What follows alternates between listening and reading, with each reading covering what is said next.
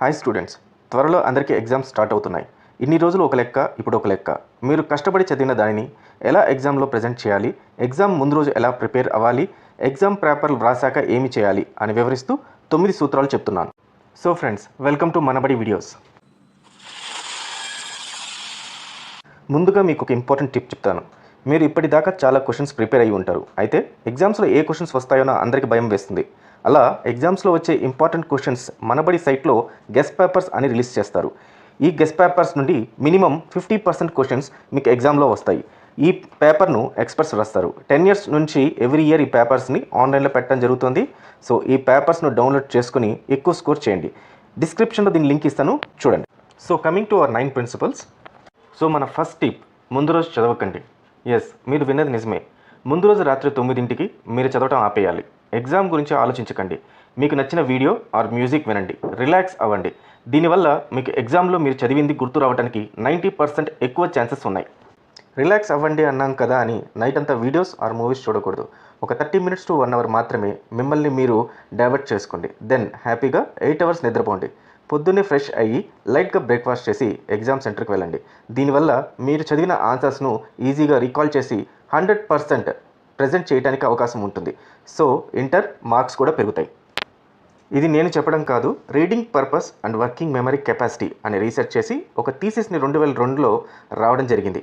ఈ థీసిస్ ప్రకారం వేల మంది చదివే ప్రక్రియను, ప్యాటర్న్ను రీసెర్చ్ చేశారు. అయితే ఎగ్జామ్ ముందు రోజు రాత్రి చదివిన వాళ్ళకన్నా చదవకుండా రిలాక్స్ అయిన వాళ్ళ మెమరీ అండ్ రీకాల్ 90% ఎక్కువగా ఉందని తెలిసింది.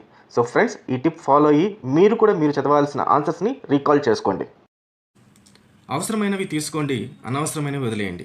ముందు రోజు రాత్రి మీరు 3 blue pens, 1 black pen, 2 pencils, 1 sharpener, 1 eraser, 1 scale, ఒక ఎగ్జామ్ ప్యాడ్, హాల్ టికెట్, అవసరమైన మనీ మాత్రం తీసుకొని సపరేట్గా అవన్నీ కలిపి ఒక దగ్గర ఉంచండి.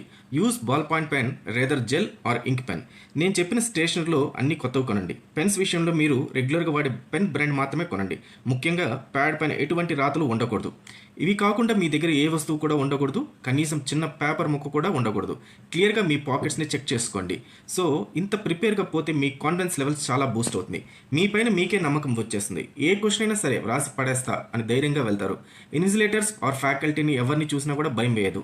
ఐఎమ్ క్లియర్ అనే ఆ కాన్ఫిడెన్స్ ఉంది చూసారు, అది ఇంకొక లెవెల్.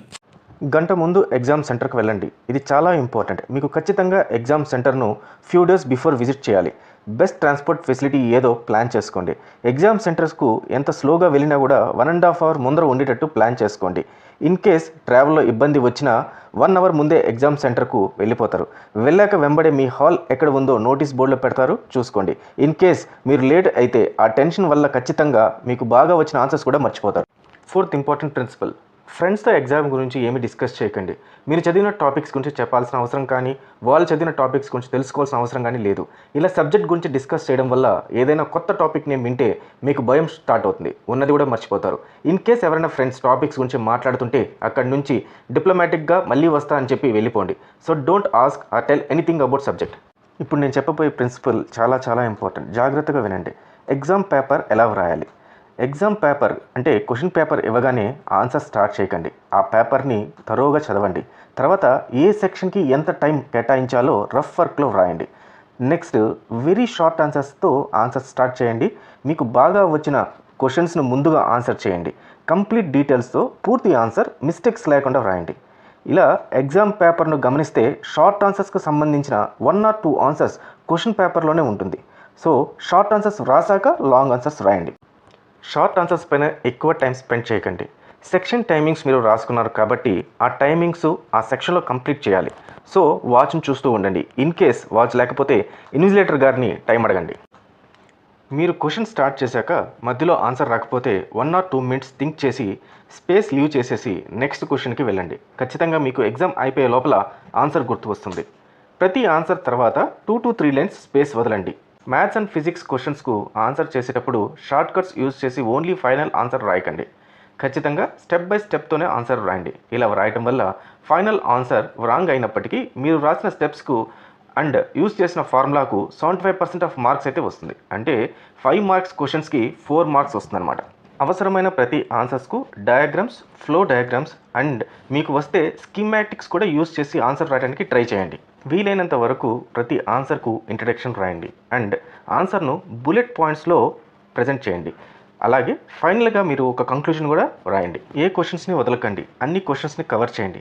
సో ఇలా వ్రాయడం వల్ల మార్క్స్ మీకు ఖచ్చితంగా పెరిగే అవకాశం అయితే ఉంది. నెక్స్ట్ 6th ప్రిన్సిపల్ చెప్తాను, hand writing and highlighting points. మీరు హ్యాండ్ రైటింగ్ చాలా అందంగా రాయాలి.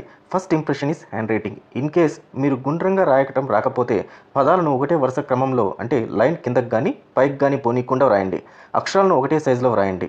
మిమ్మల్ని బ్లూ అండ్ బ్లాక్ పెన్ తీసుకుని వెళ్ళమని చెప్పాను కదా, సో బ్లూ పెన్తో ఆన్సర్ రాయండి. ఆ ఆన్సర్కు సంబంధించిన హెడ్డింగ్ అలాగే సబ్ హెడ్డింగ్ ఏదైనా ఉంటే క్యాప్స్లో రాయండి. దానిని బ్లాక్ పెన్తో అండర్లైన్ చేయండి. ఇన్ కేస్ పారా మధ్యలో ఇంపార్టెంట్ టర్మ్స్ వస్తే కూడా బ్లాక్ పెన్తో అండర్లైన్ చేయండి. ఒక ఆన్సర్లో 3 కన్నా ఎక్కువ అండర్లైన్స్ ఉండకుండా చూసుకోండి.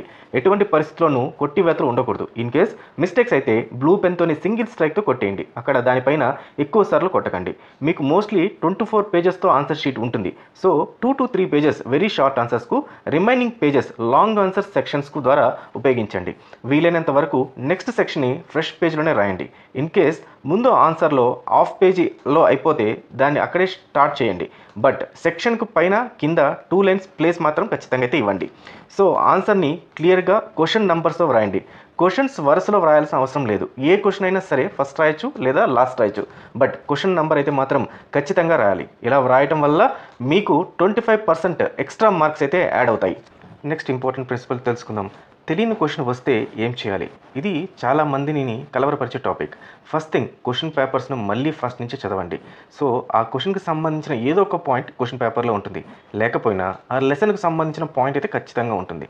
అది కూడా లేకపోతే ఖచ్చితంగా ఆన్సర్ మీకు క్వశ్చన్ పేపర్ చదివే లోపల గుర్తు వచ్చే అవకాశం అయితే ఉంది.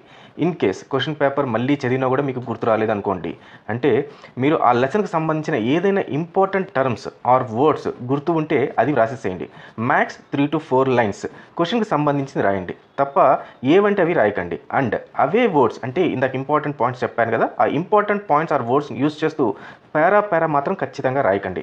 ఇలా మ్యాక్స్ 5 లైన్స్ రాస్తే వాల్యుయేటర్కి మీ పైన ఇంప్రెషన్ వచ్చి ఆన్సర్ కరెక్ట్ కాకపోయినా 50% మార్క్స్ వేసే అవకాశం అయితే ఉంది. అదే మీరు ఆన్సర్ తెలియకుండా పారాస్ రాసే కొద్దీ అతన్ని చీట్ చేస్తున్నారని మొత్తానికి కొట్టేస్తాడు. మీరు వ్రాసిన ఆన్సర్స్కు ఖచ్చితంగా వర్డ్ టు వర్డ్ రివైజ్ చేయండి. ప్రతి ఆన్సర్ తర్వాత లైన్స్ వదలమని చెప్పాను కదా, ఈ రివిజన్ ప్రాసెస్లో మీకు answers related topic or keywords గుర్తు వస్తే ఆ వదిలేసిన లైన్స్లో రాయండి. ఇన్ కేస్ మీరు రాసిన ఆన్సర్స్ పూర్తిగా తప్పు అయితే ఆన్సర్ను కొట్టేయకండి. ఆ ఆన్సర్ బదులు మళ్ళీ ఇంకొక ఆన్సర్ రాయండి, బట్ క్వశ్చన్ నెంబర్ కంప్లీట్గా రాయండి. ఇలా మీరు రివిజన్ చేయడం వల్ల చాలా ఇంపార్టెంట్ పాయింట్స్ గుర్తు వచ్చి ఆన్సర్స్ను కంప్లీట్ చేయగలుగుతారు. గుర్తుంచుకోండి, ఏ ఆన్సర్ కూడా వదలకూడదు. సో ఇలా రివిజన్ వల్ల మీకు ఖచ్చితంగా 1 or 2 మార్క్స్ యాడ్ ఆన్ అయితే అవుతాయి. Last and most important principle, టైంకి ముందే మీ ఆన్సర్ షీట్ని ఇన్విజిలేటర్కి ఇవ్వకండి. ఎగ్జామ్స్కి వెళ్ళినప్పటి నుండి టైం చాలా ఇంపార్టెంట్. ఎటువంటి పరిస్థితుల్లో కూడా టైం వేస్ట్ చేయకూడదు. మీకు ఆన్సర్ వచ్చినా రాకపోయినా పక్క వాళ్ళు ఏమి చేస్తున్నారని చూడటం కానీ రూమ్ అంతా చూడటం కానీ చేయకూడదు. తలదించుకొని మీ ఆన్సర్స్ మీరు రాయాలి. ఇన్ కేస్ మీ ఫ్రెండ్స్ పిలిచినా కూడా పలకకూడదు. కావాలంటే బయటికి వచ్చాక ఒకసారి అయితే చెప్పేసేయండి. మోస్ట్ ఇంపార్టెంట్ థింగ్, టైం అయిపోయిన వెంటనే ఇన్విజిలేటర్కి ఆన్సర్ షీట్ అడుగుతాడు. అప్పటిదాకా షీట్స్ ఇవ్వకండి. మీ దగ్గర ఉంచుకొని రివిజన్ని మళ్ళీ రిపీట్ చేస్తూ ఉండండి. నెక్స్ట్ ఇంకొక ఇంపార్టెంట్ థింగ్, లాస్ట్లో మీకు టైం లేదు. ఇన్ కేస్ లాస్ట్లో 2 క్వశ్చన్స్ మిగిలి ఉన్నప్పుడు ఒకటే ఆన్సర్ రాసే టైం ఉందనుకోండి, అలాంటప్పుడు రెండింటిని ఆన్సర్ చేయడానికి ట్రై చేయండి. ఇంపార్టెంట్ పాయింట్స్తో సగం ఆన్సర్ రాసినా పర్వాలేదు, కానీ 2 క్వశ్చన్స్ మాత్రం ఖచ్చితంగా ఆన్సర్ చేయండి. సో ఫుల్ మార్క్స్ వచ్చే అవకాశం ఉంది. అలాగే ఎగ్జామ్ కంప్లీట్ అయ్యాక ఫ్రెండ్స్తో రాసిన ఎగ్జామ్ గురించి డిస్కస్ చేయకండి. దీనివల్ల ఖచ్చితంగా టెన్షన్ వస్తుంది. ఆ టెన్షన్తో నెక్స్ట్ పేపర్ ప్రిపరేషన్ పైన చాలా ఇంపాక్ట్ పడుతుంది. సో మీరు 100% బాగా వ్రాసారు అనే కాన్ఫిడెన్స్తో సెంటర్ నుంచి ఇంటికి వెళ్ళండి. సో ఫ్రెండ్స్, మన ఈ 9 ప్రిన్సిపల్స్ని ఒకసారి మళ్ళీ రివైజ్ చేసుకుందాం. ముందు రోజు చదవకండి. అనవసరమైన వస్తువులను ఎగ్జామ్ సెంటర్కి తీసుకెళ్ళకండి. ఎగ్జామ్ సెంటర్కు గంట ముందరే వెళ్ళండి. పరీక్షా కేంద్రంలో మీ ఫ్రెండ్స్తో టాపిక్స్ని చర్చ చేయకుండా ఉండండి. ముందుగా షార్ట్ ఆన్సర్స్ రాయండి. నీట్గా చక్కగా రాయకపోయినా పర్వాలేదు, కానీ క్రమంలో రాయండి. కొట్టివేతలైతే మానేయండి.